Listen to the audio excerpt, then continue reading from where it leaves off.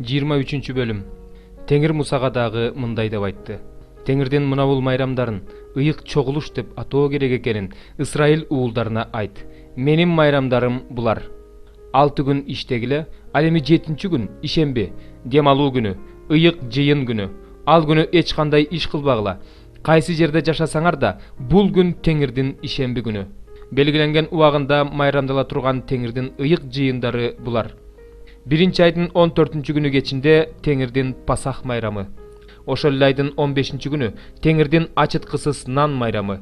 7 күн ачыткысыз нан жегиле.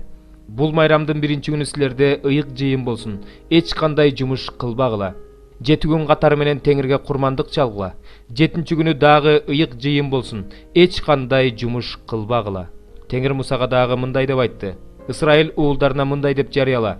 Мен силерге берген жерге келип, эгин ора баштаганыңарда эгиниңердин 1 боосун ыйык кызмат кылуучуга алып келгиле.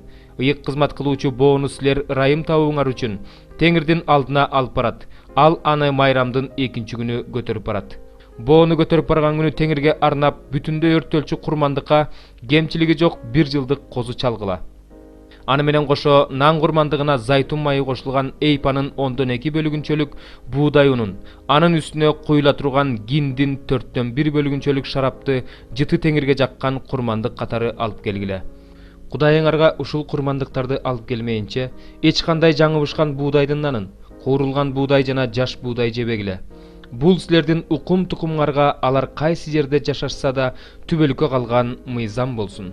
Боону алып келген майрамдын 1 күнүнөн баштап толук 7 жума эсептегиле. 7 жума бүткөндөн кийин жуманын 1 күнүнөн баштап 50 күн эсептеп, ошол күнү Теңирге арнап 1 түшүмдөн нан курмандыгын алып келгиле. Үйүңөрдөн Теңирге 1 түшүм катары нан курмандыгына эйпанын 2 бөлүгүнчөлүк буудай унунан ачыткы кошулуп бышырылган 2 нан алып келгиле. Нан менен кошо эч кемчилиги жок 1 жылдык 7 козу, 1 букачар жана 2 кочкор алып келгиле. Булар Теңирге арналган бүтүндөй өртөлчү курмандык болсун. Нан курмандыгын жана үстүнө коюлуучу шарапты жыты Теңирге жаккан курмандык катары алып келгиле. Ошондой эле күнөө үчүн чалынуучу курмандыкка 1 текени, тынчтык курмандыгына 1 жаштагы 2 козуну даярдап койгула.